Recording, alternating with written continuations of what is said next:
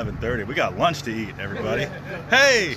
Hey! We are live from Martinsville, Virginia on Salvage.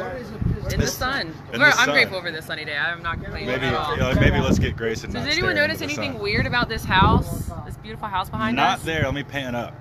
What the heck? There's the weird part.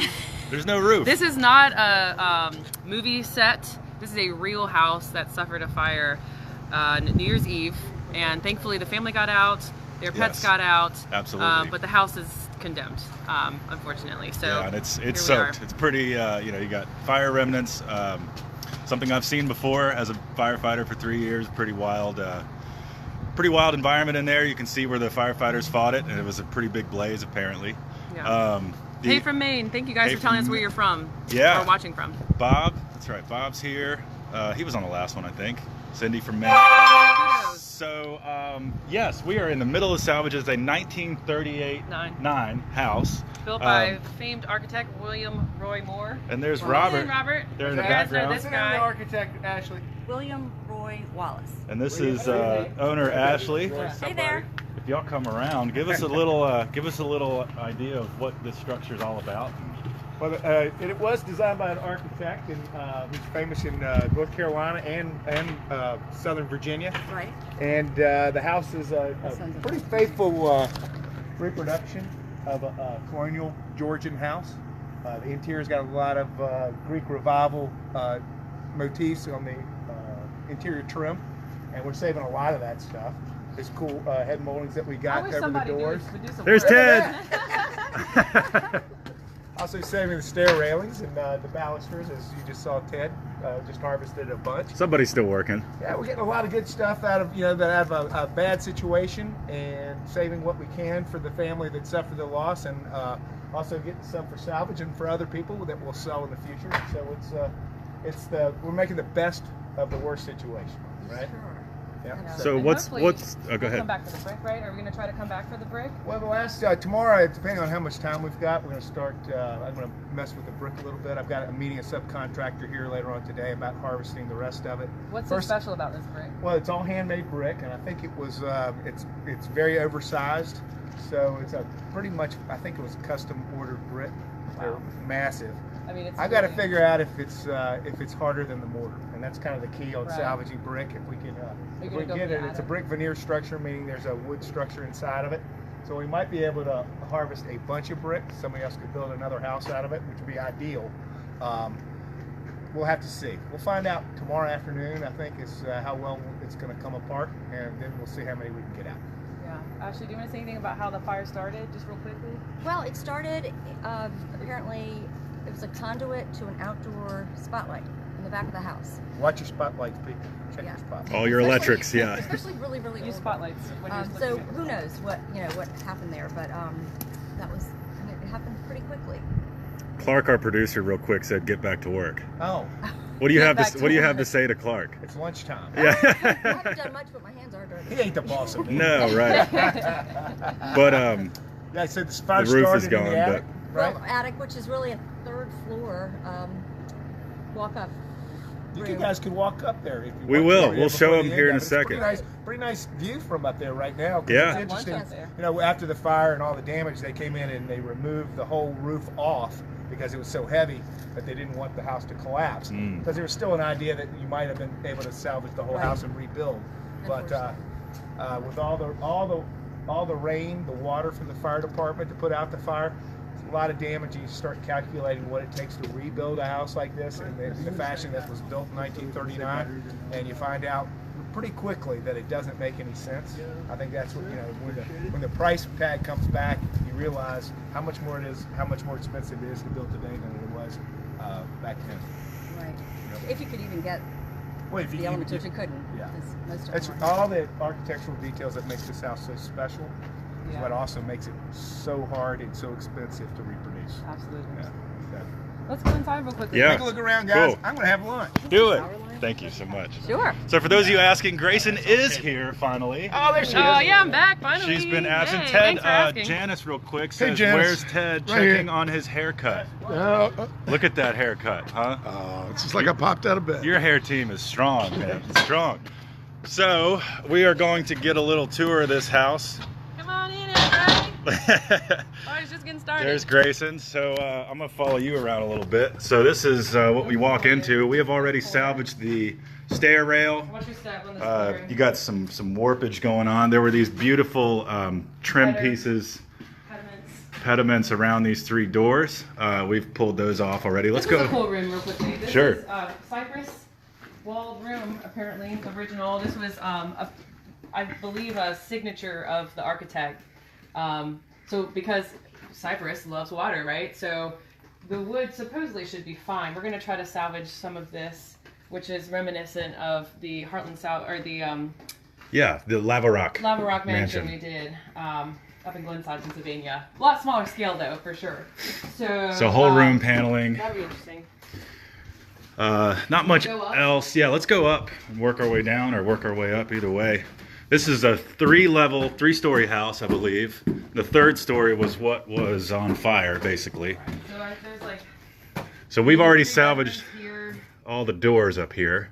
You can see, you're starting to see a little bit of skylight through the ceiling. Those of you asking why I posted a picture of the outside of this house earlier, and people are like, why is it coming down? Well, it should be made pretty obvious now why it's getting torn down.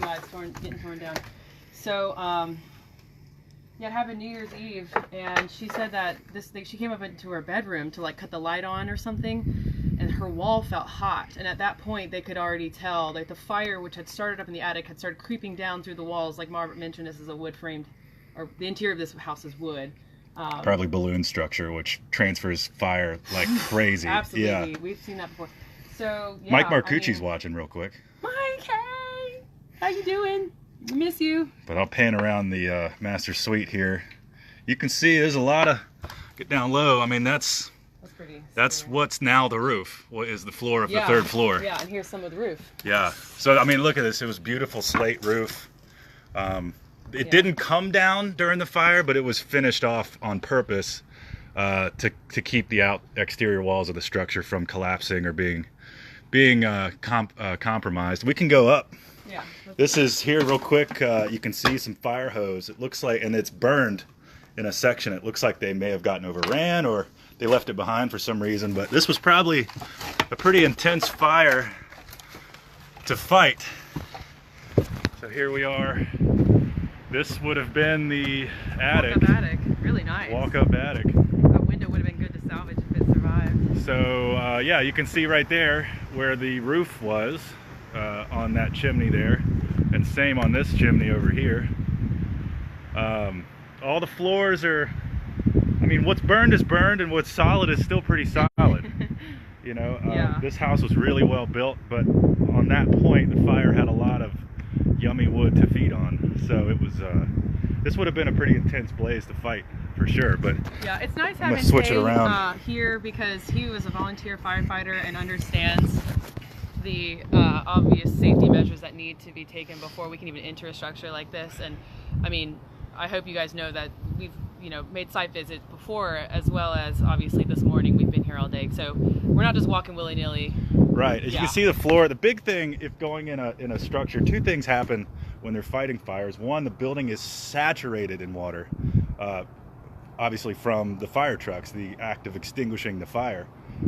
So that can do all kinds of things to compromise a structure. It can, on the cosmetic side, obviously all the wallpaper, drywall, all that is ruined.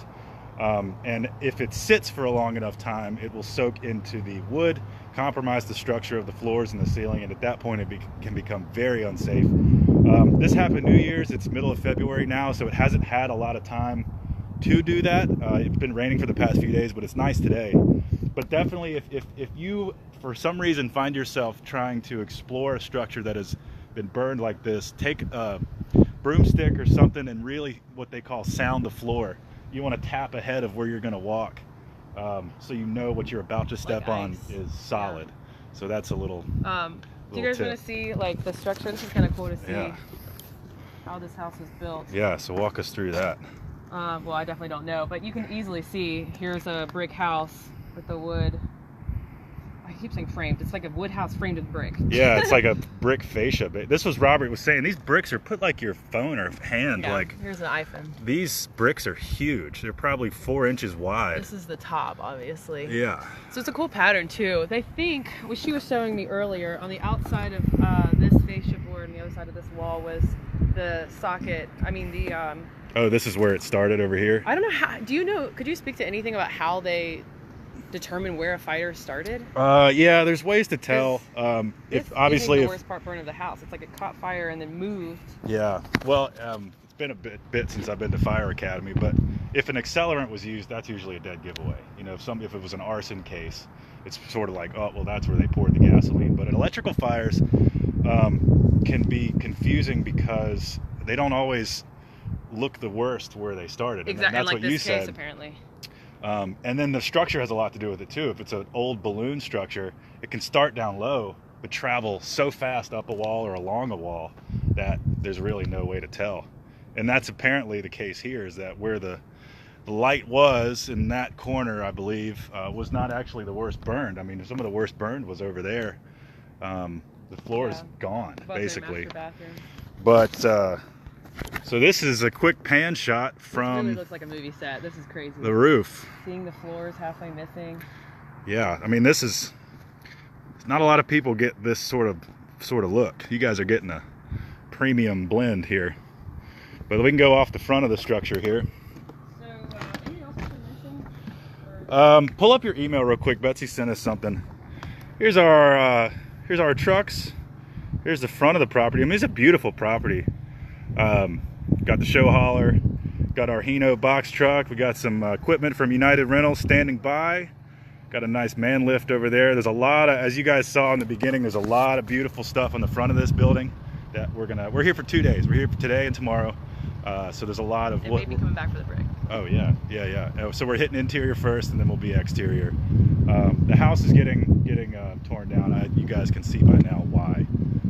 It's sort of reminiscent of the Pickle Mansion, just not as far along. Yeah. You know. Yeah, true. There's the shell is left, which speaks a lot to the masonry, but everything else inside the fire was attracted to.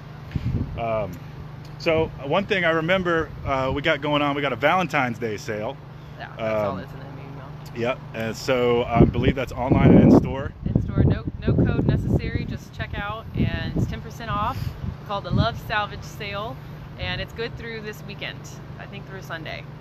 That's right. So get yourself something, get your loved one something, get your dog something. Just get something. So Grayson, from a warehouse inventory standpoint coming up, what can you see being available in the next few months from this job? Yeah, well, we did, I don't remember if we did a live shot when we were in Norfolk. We did a fireboat, and so the items from that job will be available shortly. If you come in the shop, they're available, but they won't be online quite yet.